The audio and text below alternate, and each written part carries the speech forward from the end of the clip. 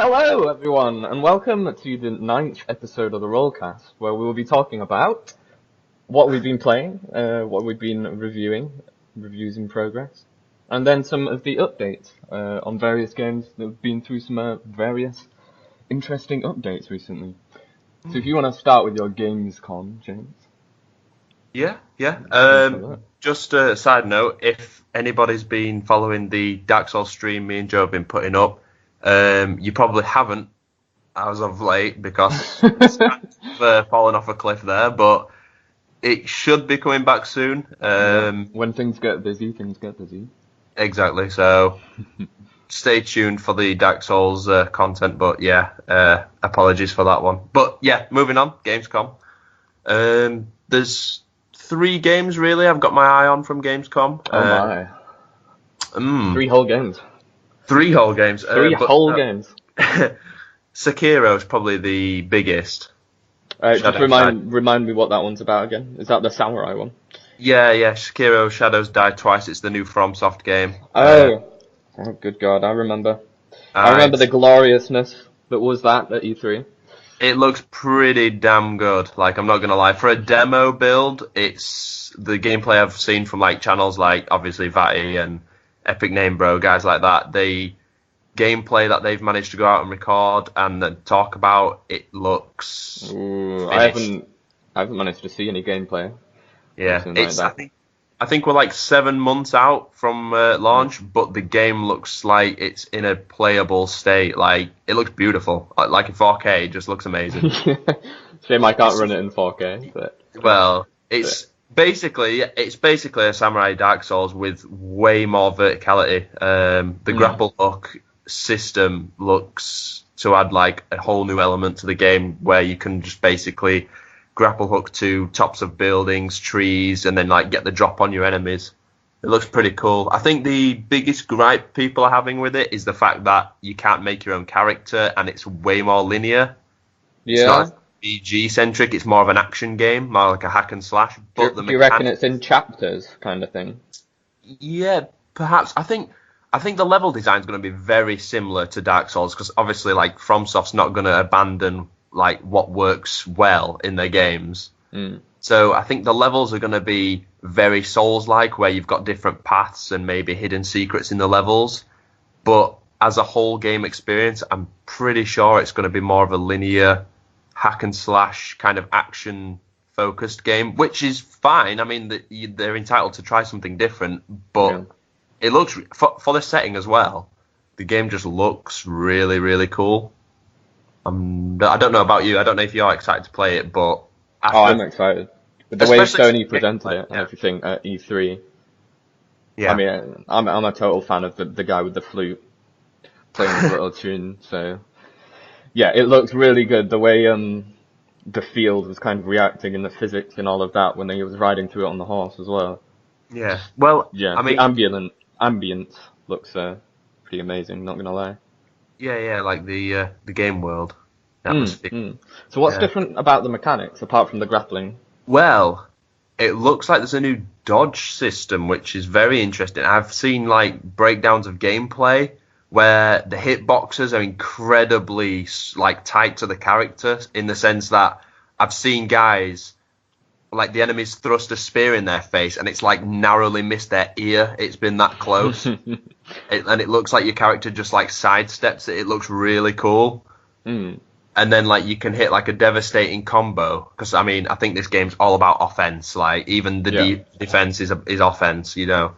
So like you can like dodge a heavy attack and then like go spinning into this crazy samurai combo. So it's more about dodging and parrying than it is rolling to the side and using your invulnerability frame. Yeah. I think it's going to be way more of an aggressive playstyle. I think it looks even more attack focused than Bloodborne. Even it looks. Yeah, and that was mainly about counters with the pistol and such. Yeah, this looks mainly like who can get the best combo off in time, but done in a really interesting way. Like you can even use the grapple hook as part of the combo, like grapple hook to an enemy's face and like slash them that way. No, I mean, I guess we'll see. Yeah, exactly. We'll wait and see. But like for a single player experience, like just to pick up a game and play it, this looks really cool. Would you say the combat's similar to Neo? I know you played that more. Yeah, I think it looks faster than Neo. Neo, for me, you could play Neo at a slower pace. You just had to like hold back and wait for like say counterattacks and wait for your moment to strike. Whereas this, it looks like in order for you to do any real damage to a big opponent, you have to get in there. All right. And kind of risk it a bit. You have to dodge the spear to the ear. Yeah, exactly. Like you have to like do the dodging mid combat and then go back to fighting straight away. But no, it looks really cool. I mean, the whole shadows die twice aspect of it as well. I think that's coming from the fact that From Software and Activision, they're trying to make it like so. In obviously the other Souls games, once you died, that was it. You were almost punished for death. You had to start back from like the bonfire or the lantern or something. Yeah. And you had to play through the whole level again. This one, once you fall in combat, you don't die. You just fall in combat, and you get the option to revive yourself then, and right there and then on the spot. That sounds terrible. It sounds interesting because I mean, if it's a limited time use, like obviously you can't be just Mr. Invincible just going down and getting back up all the time. But like if it's a limited time use, it could make some interesting like. I'm not sure if you played Metal Gear Solid 3, but in one of the boss battles, you had to fake your own death in order to beat the boss. So that could play an interesting role. Like, what if one of the bosses is like super strong and you have to fall in battle? He'll like turn away and walk away. You can revive yourself and sneak attack him for the win. You just things like that. I Could be interesting. I like the punishment. No, I know you're a glutton for punishment, but. Well, let's not talk about our sexual deviances in a podcast, yeah? Okay. Moving on. I'm looking forward to it, though, anyway. Definitely. So, yeah, I mean, that one definitely caught my eye. The other game that I'm super hyped for now is Metro Exodus. Metro Exodus? Shooter. That's the type of game that's always been something I've wanted to play. But yeah. I'd never buy it when it's full price because it's always like 8 hours of gameplay. It's always on offer. Go to the store now. It's like £6 for both games. They're amazing. Yeah.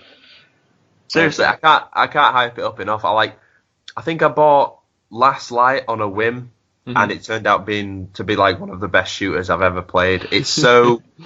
Like we were talking about the atmosphere of Sekiro, it's so atmospheric, it's unreal. Like, even if you don't really buy into the characters at first, you'll buy into the world.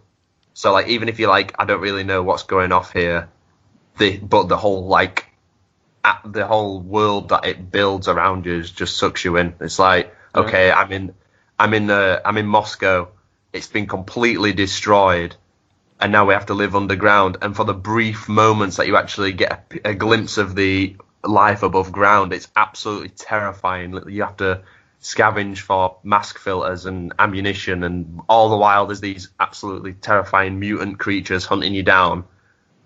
And in like 9 times out of 10, especially if you're playing on the harder difficulties, you're powerless to stop these creatures. You have to play incredibly smart in order to defeat them. And that's how it builds the survival horror aspect. Especially on the higher difficulty, because you can't just run and gun every single creature down that you find.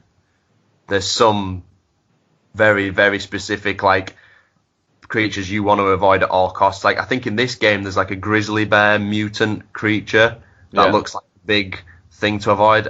In the previous games in 2033 and Last Light, there were these monsters called librarians, and they were absolutely terrifying. Did they read books or what? I mean, librarians in real life are pretty terrifying. So. I mean, typically, they were found in buildings, and I think that's why they were called librarians, because they were like, but they're almost bears. They're like big troll-like creatures, but they stalk. So like, okay, I'm gonna stop. Yeah.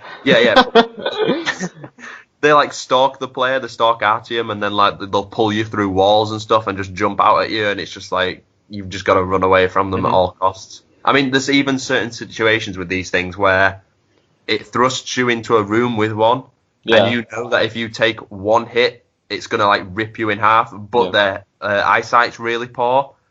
So even though they're like a couple of meters away, they can't see you. It's only once you start like moving around that they'll know that you're there, kind of thing. That's the type of gameplay I like, and that's why I play Last of Us and such on the harder difficulties, because that's a very similar type of gameplay.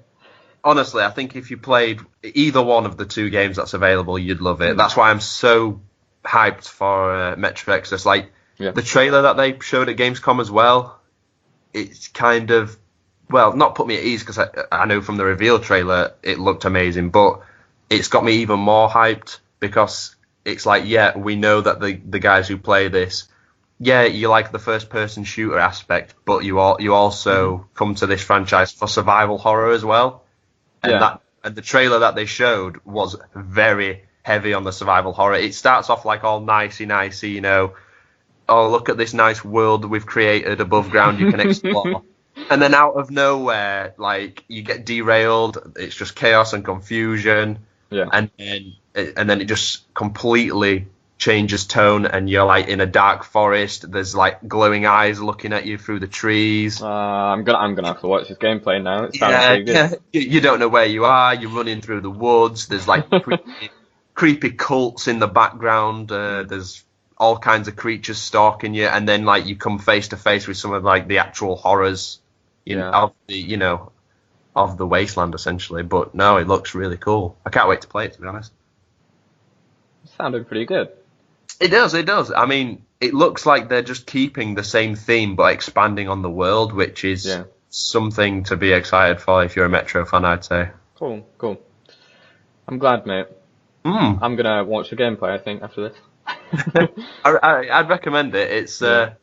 It's on one of my top anticipated, games list, I guess. But no, I mean, the other game, I'm not massively into it. I know that you are. Good God, James! I know. I've played the first game, and I really enjoyed the first game. The first? So the one on PS2? Yeah. God damn, that's a while ago.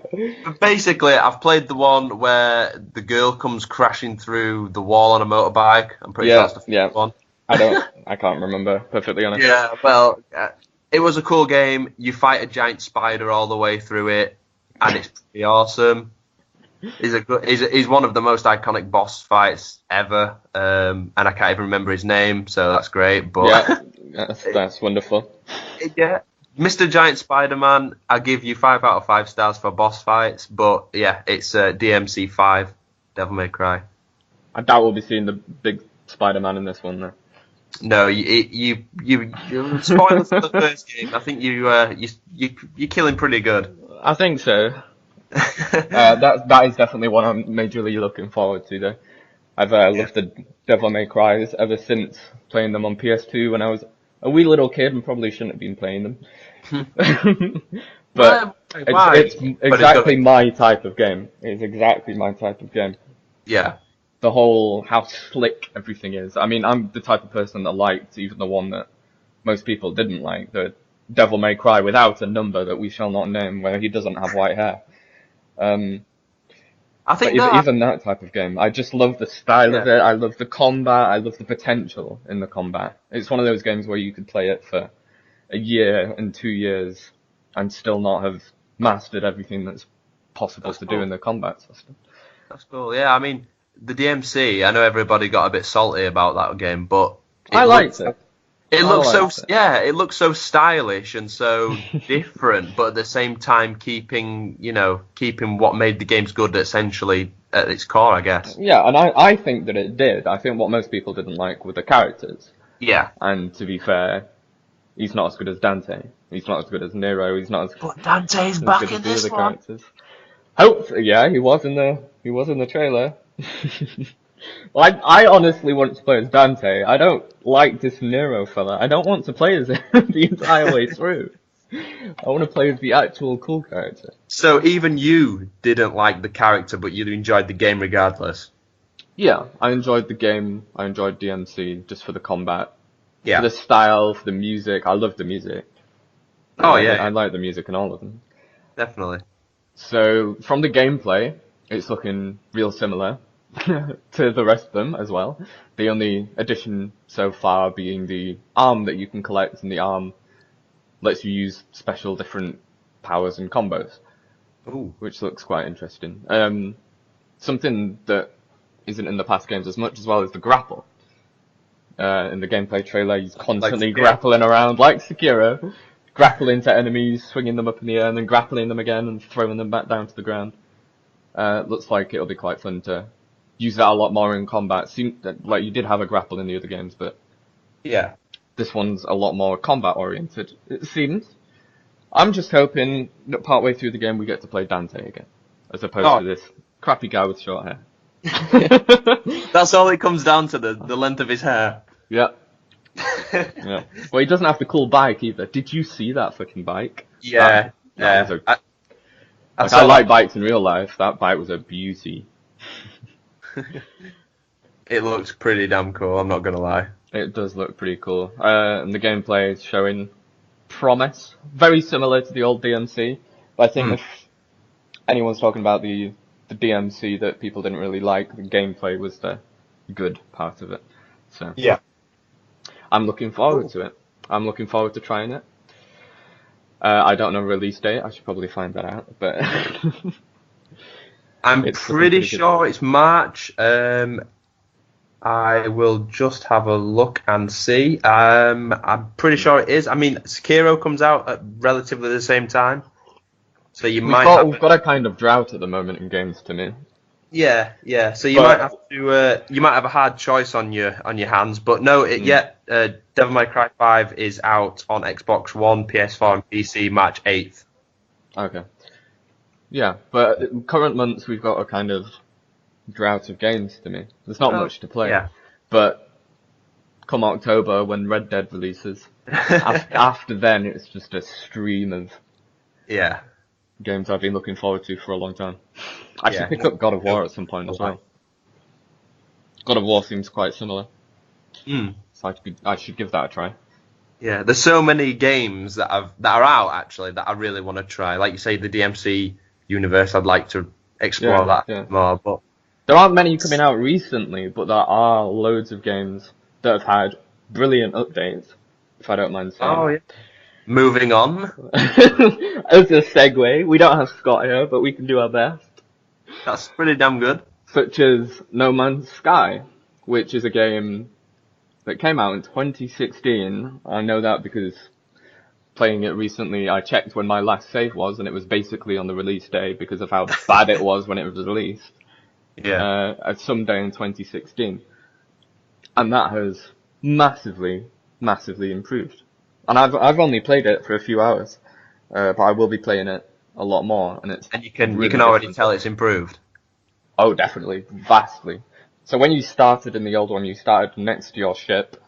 Yeah, You had to repair the ship, and that was it. But it didn't seem to have much direction at all.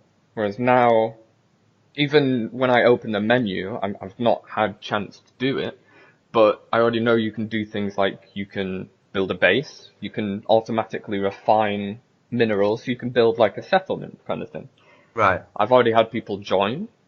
I'm gonna say they've actually added multiplayer now, haven't they? There is, so people can join your game, they can appear on the planet that you're on, but it's all permanent in the universe, if you know what I mean. So when you build a base on a planet, you upload the planet, get your credits for discovering it and everything. That base is then there forever. Cool. So you can come back to that with your friends, you can do anything you want with that. And something I'm really looking forward to is getting to the point where you can buy a freighter, because I think it's quite a long and a hard process Right. to buy a freighter, or a freighter, whatever you want to call it, which is basically the massive ship that's a base in space. A space base. Yeah. Space. I think you can upgrade it and so on. I don't know. I'm looking forward to it. And with the multiplayer update, so they had base building in it before, but they've added hundreds of different things that you can build now. So it's not just, oh, you can build a refinery, you can build a little hut, and that's basically it. There's a load of different things that you can build, which I hope makes it interesting and means that the game will last a while. Yeah. Yeah, well, I've seen a lot of these games that are releasing now, which seem to be more of a service than a game. So, like Sea of Thieves, I can see Sea of Thieves doing the same thing, kinda. So, like in 2 years, Sea of Thieves is going to be a good game, but it's going to Maybe. take 2 years to get there. Yeah. So, I'm less optimistic about Sea of Thieves, but well, yeah, but that's what I mean. These types of games, they come out and they're more of a, oh yeah, it'll be good in a few years. You know what I mean? Yeah. It's not a complete product at launch. Yeah. But I to just be hope they fair, keep going. If well, they yeah, keep going with No Man's Sky, at the moment it's a good game, but it's not the game it was promised to be. well, it's a damn sight better from what I've heard. It's a damn good game now. Like I bought that for full price Yeah. when it came out, but I think if they keep going, they can make it even better. So I just hope that they do. Yeah. So like you're saying, there's a games drought recently. So if you've got No Man's Sky, maybe download the update and give it another go. Try it again. Plenty of people are streaming it now. Yeah. I was gonna say People give it another actually try. enjoying it. Yeah, definitely. Well, They've added a load of different quests. You can go on different quest lines and things. There's actually a point to doing missions, as opposed to before there was no point. So, yeah. Yeah. That's the main thing that Sea of Thieves is completely lacking as well, honestly. A lack of progression, a lack yeah. of a point to doing anything. Yeah. So, Well, with time, we'll see. we'll see. Yeah. Maybe give it a download then if you've got it. Give it another go. I would definitely say if you have bought the game before, give it another go. If you haven't bought the game, it's probably on sale now, so give it a go too. Give it a go regardless. Give it a go, whatever your situation is. If you're into that type of open world exploration space game. I've had a lot of people say it's probably the better space game out there. So if you've got a choice between that and Elite Dangerous, that's a difficult one now. A very difficult one. Whereas before, you would have said Elite Dangerous every single time. Exactly. Wow. So I've seen you streaming a game quite recently, James. Have you? Looking very different to Very different. the games before in this series. So, would you like to take us through Black Ops 4, your beta impression? Got him. What has it been so far? So, How has it been? right, okay. This is a weird one for me because usually I'm on the Call of Duty hype train all the time, regardless. No, and it's usually based from a story trailer because I can get invested in the characters and the world. Mhm. There is no story in this game.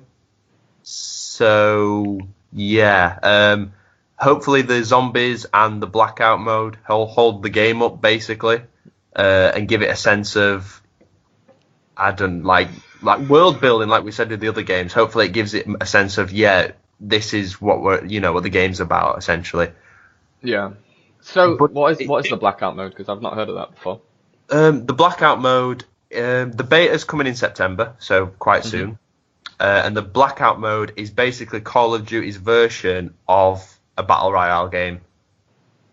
But Oh no! Oh come on! I would have said, oh no, but from what I've been hearing, yeah, fair enough. It might come out September beta and it's trash, and if it's trash, then it's just trash. It's brave of them to do a trailer, beta. But so- yeah. But the what they've come out and said is it's going to be classic Black Ops maps, all kind of amalgamated together, which does sound quite cool. Mhm. With Nuketown being at the center, which to me sounds quite interesting because the survivors of the game will all meet up in Nuketown and it'll be quite nostalgic and Sounds weird, but cool. strange. It does sound strange, but Are you gonna pick up weapons? Do we know any details on it yet? yeah, I think it's the same as some of the other titles. So like you'll pick up weapons on the go, Mhm. and scavenge like killed players for their equipment, but they're also including land, sea, and air vehicles as well. I'm not sure how they're going to do Okay. it. It'd be Is cool, that like- in the normal multiplayer? Yeah, well, I mean, they had in Black Ops 2, like there was a map called Hijacked, and you played on like a luxury, cruiser, and it was like, what if you could get a speedboat out from jungle and you could drive all the way through to Hijacked on your speedboat? That'd be pretty cool. I'm not gonna lie, that the thought of doing stuff like that is cool, but it's whether or not Treyarch can actually pull it off.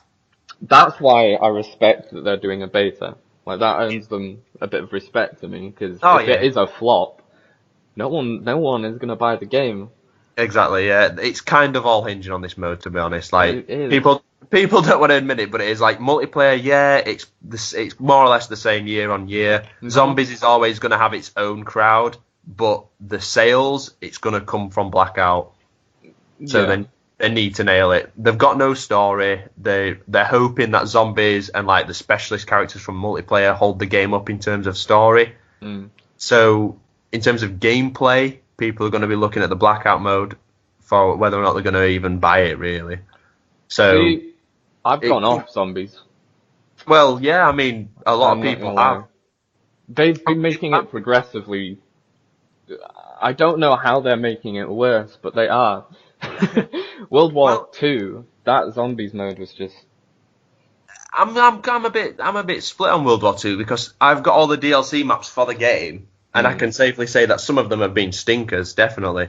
But the map that it shipped with, the Final Reich, I thought was a really interesting take on the zombies experience because it had an Easter egg in it that you could just follow through casually, like any player would be able to follow the steps to complete the Easter egg, and I think that was quite a cool way of doing your first map. Like, it was different. It was different, and it gave a sense of a story mode, kind of, in zombie. You mean the one where you have to get the Tesla guns and kill the final boss with them? All fire it at once, kind of thing. Yeah.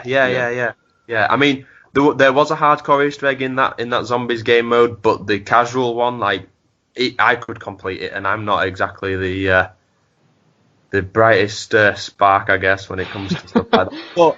But I had fun on that map, but with Treyarch, usually they knock it out of the park, but I'm a bit apprehensive. I mean, I have been playing the Black Ops 4 multiplayer beta. Yeah. My thoughts on it: there's good things, then there's bad things. I like the maps. The maps are cool. I like the weapons. The weapons are cool. I like the specialists. They all offer something different to the gameplay, I guess. But there's changes they've made to the game which are a bit annoying. I hope they take it on board and patch it for launch. What are those? Things like the score streaks. Usually on a Treyarch game, when you get a score, when you earn enough kills to get like a chopper gunner or something, it goes ham, and you get a load of kills and you're rewarded for it. Yeah. In this beta, the score streaks were borderline broken to the point where there's a score streak called the Strike Team, and I think you have to get like 13 kills to get these bad boys. So you need to put in some work to get these guys. Okay. And when you call them in, certainly my experience with them, I called them in and they'd almost refuse to go into combat. They'd like stay at the back of the map, do nothing, and then just like, see ya, bye. So you're saying the score streaks are bad? They're not worth it? Basically, yeah. They need a serious buff or like tweaks to the AI because some of it's just hilarious. That will lose. That is COD. Yeah, it's the reason people play COD is that satisfaction when you get a Predator missile and you're like, exactly. Yeah. I mean, that's it. I think it's I think the game's confused because at its core, yeah, I can see it working, but it's trying so hard to be Rainbow Six Siege or Overwatch, and it's like, no, you're not those games. You Call of Duty. That's what I didn't like about the health bars. Well, exactly. Like, there's manual health regen now, but they've made the time to kill incredibly long for some reason. That isn't satisfying. Is the problem? I don't enjoy. Like, I play COD to shoot someone in the head with a rifle. Exactly, and like get an instant kill. Not. Ask anyone. It's like, what is Call of Duty? It's an arcade Twitch shooter. Yeah. It's not a hero shooter. 5v5. Like, half an hour to get one kill game. It is not that. Yeah. So I can see like hardcore modes being incredibly popular this year if they decide to keep certain systems in place. So the thing that's fun about COD is you shoot someone and they die instantly. Yeah. Like it's fast, it's fun. Exactly. You don't want to be holding down the trigger for 5 seconds. Exactly. So they need to keep that identity going. When they start putting damage numbers, Are there damage numbers? Yeah, I mean, When you shoot someone, the numbers pop up. yeah, you can see your own health now, which you've never been able to do. No, when you shoot an enemy, the numbers pop up. No. Okay. You can see their health bar go down, but there is no indication to the player how much damage you're actually doing. I don't like it. So it's not quite Destiny yet. Or Overwatch. I mean, it is strange playing through the beta. Yeah, there were some matches that I had a really cool time with. Like this again, the specialists are fun to play with. Mm. The maps are nice and the weapons are good, but yeah, it's weird. In other games, you'd be like, oh, I've picked the AK-47 and that takes 3 shots to kill. You can't say that in this game because you might have picked the standard rifle and that should take, 3 shots to kill. But your enemy has body armor and they've also been buffed by one of the specialists, so it might take you 6 bullets to kill. So it takes like the consistency out of gunfights. There's a lot of random encounters, which kind of throws it off balance a little bit. I get what you mean. Yeah, so you don't know if, before so you would know if your gun's gonna kill someone in this, you don't know if, exactly. Okay, I can get 3 shots off, they'll die. Yeah. You don't know that anymore. Yeah, so like myself included, a lot of Call of Duty players have got reloaditis. So like you'll shoot them 3 times and you'll hit reload because you think that they're dead. Yeah. Whereas in this game, if you do that, you're gonna die. They're just gonna turn around and shoot you in the face. Yeah. Okay. So, yeah, I mean, if the problems that were encountered in the beta are addressed, which I think Treyarch are actually looking into, which is hopeful, it's kind of looking likely. Yeah. If they do make the changes, I think the game's going to be good on launch, even without a campaign. If they ignore the changes, the blackout mode's a flop, nobody plays the zombies, then COD's going to be dead for another year. Fair enough. So, yeah. Oh boy. I know. But there is fun to be had. I did have a few really cool games. And I mean, as far as the zombies goes, what they're doing now in the zombies universe with the Blood of the Dead, which is the remake of the Mob of the Dead, which is a lot of players' favourite map. Yeah. The one with Alcatraz prison. Yeah, I remember. Yeah. It was a good one. They're kind of tying that into the comic book universe because there's zombies comics, and it basically explains.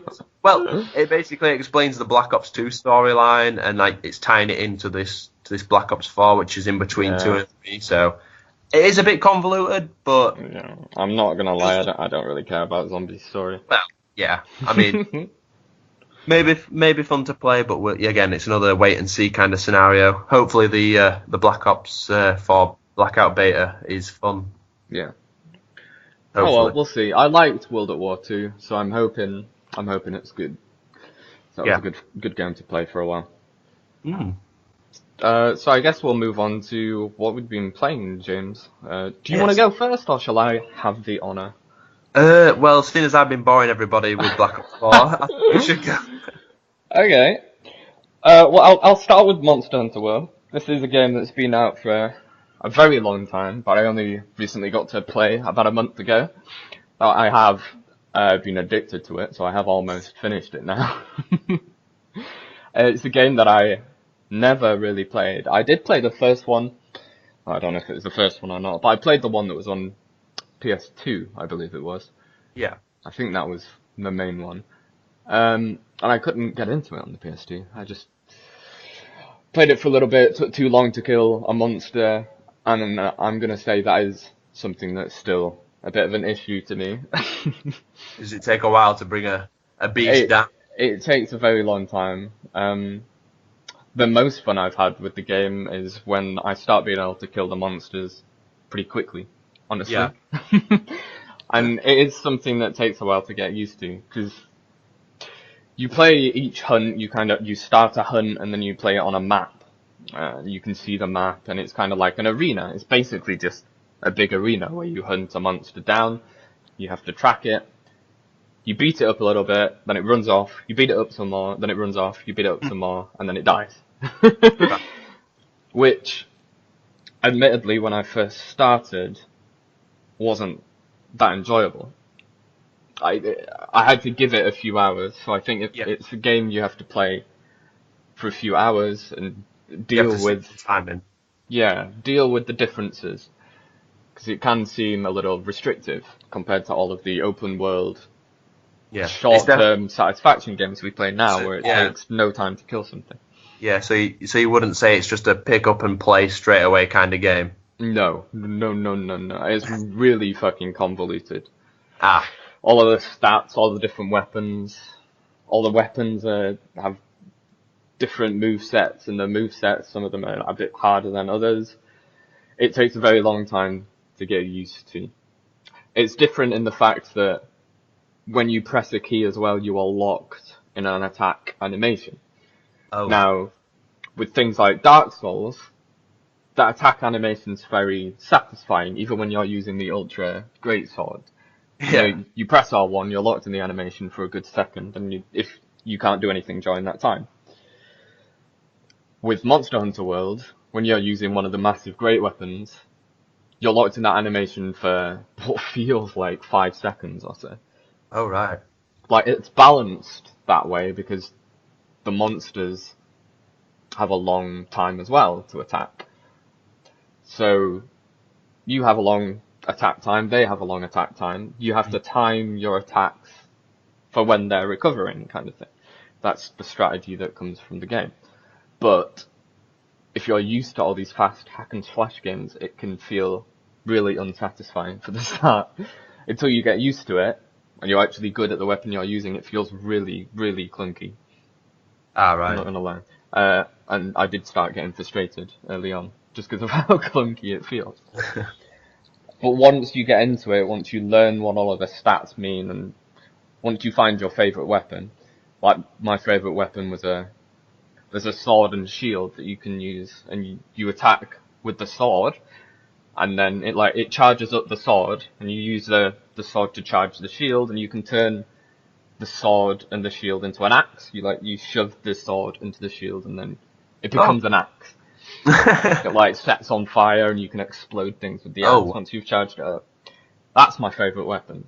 That sounds pretty cool. But I'd say what you need to do when you start it is you have to find the weapon that you enjoy, because if you start with a weapon and you feel that it's clunky, you're not going to enjoy the game. And there are a few weapons, it took me a while to find a weapon I actually enjoyed. Alright. If you play with a clunky weapon, it's not going to be as fun. So I'd say if you do play it, make sure you experiment with all of the weapon types, because they are very different. Each one provides a very different gameplay. It can feel like a shooter. If you use the bows, or if you use the hand cannons, or whatever they're called, it can feel slightly like a shooter. And I have enjoyed swapping between those. So it depends on what style of gameplay you're looking for. How's the difficulty? There is no difficulty setting. I have played with friends, but they're not particularly great at games, so they just kind of quit. Because you can't play all of it multiplayer. So if you can't get past certain points single player, you're fucked. I see. Which is one of the problems with it. The multiplayer is a bit clunky, honestly. I see. So but once you get it working, once you enjoy it, it's probably one of the better games out there. It's a really, really damn good game. And it's got 100 hours or so, I'd say, of gameplay time if you played it all the way through. Alright. Is it just gameplay then, or has it got a solid story in there as well? I'm not gonna lie, the story's not great. So basically, it's just the gameplay. If you like an MMO, you're probably gonna like it. Yeah. Because it's basically kill a monster, upgrade your gear, go kill a better monster. There is a lot of adrenaline to it, but but beginner players are gonna struggle because of the kind of the difficulty steep curve. There is a massive difficulty in the early game. Yeah. Yeah. So the first few monsters aren't that hard to kill, and then you have to kill something that's similar to a T-Rex called an Anajath. And it's like a T-Rex that can breathe fire, and that shit. Right. That shit, that is the brick wall that people hit. And suddenly you're fucked. Yeah. Nice. It took me a good 6 attempts to do that, but my friends just, no. They just quit. Wow. Okay. Quit there and then. Um, Nice. so yeah, the fact it doesn't have a difficulty setting is good and bad, because it means some people are put off from the game. But it's also nice to know, once you get to a certain point, you kind of deserve that point, if that makes sense. Like, Yeah, well, other people that have got to the same point haven't just lowered the difficulty and got there. Yeah, well, you'll be able to just go back to that T-Rex and smash it with one hit then. Eventually, yeah. That's when it gets fun. Yeah. You can just go back and kill things in 2 hits or whatever. Like, you took 8 hours to kill, now you're going to take 8 seconds. Yeah. But there are, like, a lot of the monsters, the first time you try and kill them, they do take half an hour to kill. Wow. So it is very rewarding when you kill them. It's like everything you do is a boss battle. Yeah. Essentially. Well, speaking of killing bosses, I committed one of the greatest gaming sins the other night. I killed Sif the Great Wolf. Oh, good God. I know. Did you cry? I was a bit teary, I'm not gonna lie, and it's probably my 5th time doing it as well. It gets me every time. Yeah, every time I get there, I have to pause the game, tell my summons that I'm off to get a box of tissues and then come back. I've never played a game like before where I've never wanted to kill a boss before. It's like, I really do not want to do this, but I have to progress in the game. They do it in all the Dark Souls, like the Maiden in the Valley of Plague or whatever it was in one of the other ones. I can't remember the name. Oh, Yeah. What was it? Was it Demon Souls? I think it was Demon Souls. Demon Souls? Yeah, that was the Plague one? Valley, and Oh, yes! the knight defending the maiden. And you have to kill the Yeah. maiden. That was another. Like, you're hitting her and she's just basically saying Yeah. why. She's like, I'm saving my orphan children! What are you doing? And you're just there like, yep, I'm a scumbag, I know I'm a scumbag, R1. It's like, I need your souls. Thanks for the souls, I'm going to hell. It's good. Yeah. No, yeah, I mean, every time I beat that boss, I'm just like, I'm a monster. Yeah. So what kind of thing have you been playing, James? But yeah, aside from that, I've recently reviewed a game called The Crew 2, a racing game by Ubisoft. Racing game. Obviously, because it's a new Ubisoft game, it's a sandbox. Oh yeah? Do you have to climb up towers to unlock parts of the map? No, you don't, funnily enough. Do you have to drive into a garage to unlock parts of the map? No, you essentially get the whole map straight away. Oh, that's new. But here's the weird thing. It's really strange. If you drive into a city, so say you're in Florida or you're in New York or LA, those parts of the map are incredibly fleshed out and detailed. But if you're driving across mid-America, and that's where the game's set, by the way, it's all of North America. Oh, but if you can drive from one side to the other. That's yeah, you can. It'll take about half an hour to do so. Oh. But that's it. That's where the immersion just crumbles, because you'll be in LA and it's like, oh wow, yeah, this actually looks like the city. It's pretty damn accurate. And then you'll drive out of the city just a few miles down the road and it's just like a bit of desert for a bit, and then you're in New York and it's like, what?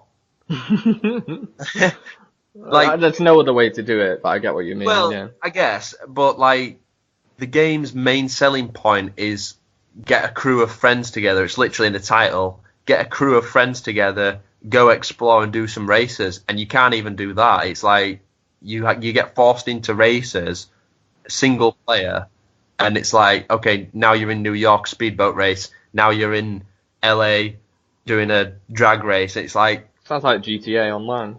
Well, yeah, but it doesn't have the online aspect, which is very strange. It's you get thrown into, if you want to play online, you either have to invite your friends to a specific race, or you have to go through the sandbox world, which you can't do with your friends, and just roam around with randomers, which is incredibly boring. So you can't invite your friends to your sandbox server? No. That makes no sense.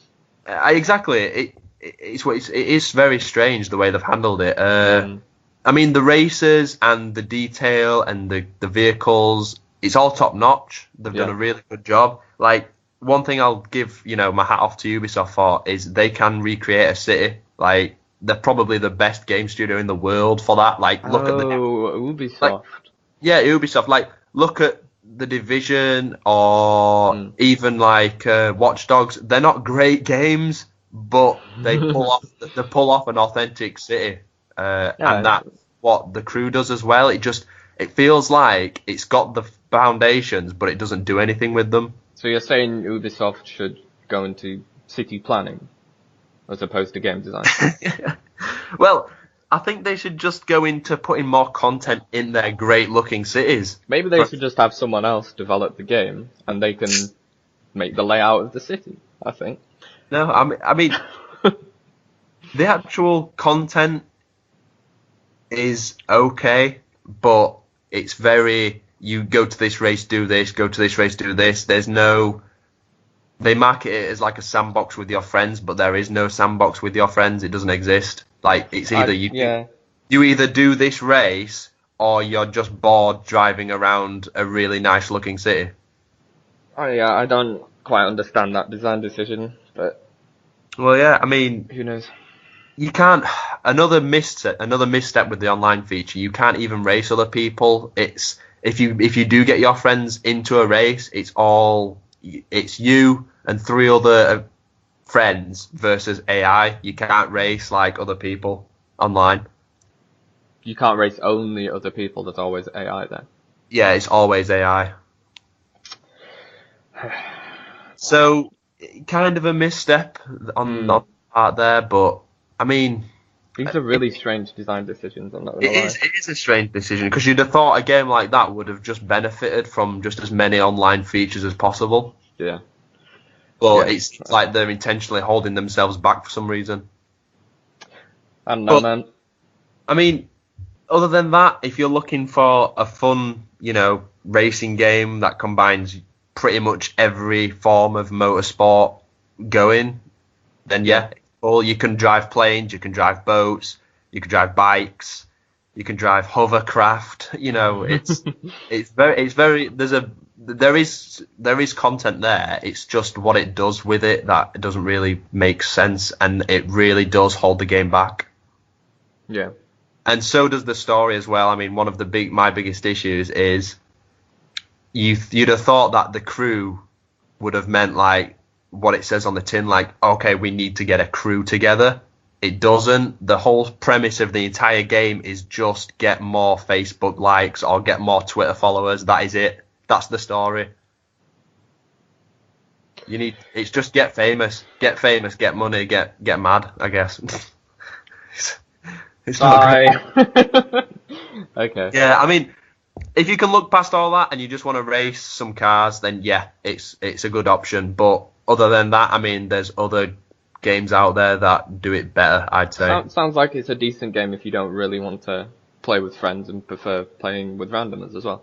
Yeah, it's a great game if you don't want to think, basically. If you just want to get in a car and drive, then yeah, I'd recommend it. But other than that, if you want to play with your friends, nope, I'd get GTA. If you want a story, nope, I'd get Need for Speed. If you want realism, nope, I'd get Forza. But so there's so many competitors that beat it hands down. Yeah. Okay, so it's not a bad game, but no, it's not a bad game. It's not a good game. It's not a great one. Okay. Yeah. So yeah, that's my thoughts on the Crew. 2. Crew 2. What have you been playing? Anything else? I've been playing a couple of other games that have been out for a while, so Subnautica and FTL. I'm sure you've heard of Subnautica. I have, yes. It looks very cool. Is that the game where you're basically in a submarine and you've got to explore the deep dark depths? No, you're not in a submarine. So basically, you're on a spaceship. The spaceship crashes into an alien world, right. And you're dropped in an escape pod, and you have to survive on an alien planet that is basically only ocean. So you explore the ocean, you've got to build a base, survive, explore, research, get new blueprints. It's that kind of game. Yeah. And you slowly kind of research more and more, and you find out what's in the depths of the ocean on this mysterious alien planet. Is it a And bit? slowly build up your base. It is very spooky, especially if you're into that kind of, you're scared of the ocean, then it's very spooky. Does it like play on that? Are you quite claustrophobic in the pod and? It's not a horror really. You don't feel claustrophobic because you have the entire ocean, so you don't really get claustrophobic at all. But you can slowly build up, research more things. You get like a sea glide, so you can go faster, and then you can build a kind of mech where you can walk along the ocean floor. You can eventually build a submarine, but that's pretty damn far. And you slowly go deeper and deeper into the world, and it gets more and more dangerous. You have massive things that try and eat you. And I won't spoil the story, but there is a story, a very decent story as well. Oh, right, cool. You can try and find other survivors. I'm not going to spoil if you manage to find other survivors or not, but you can. And there is a very interesting subplot that slowly reveals itself as you play the game.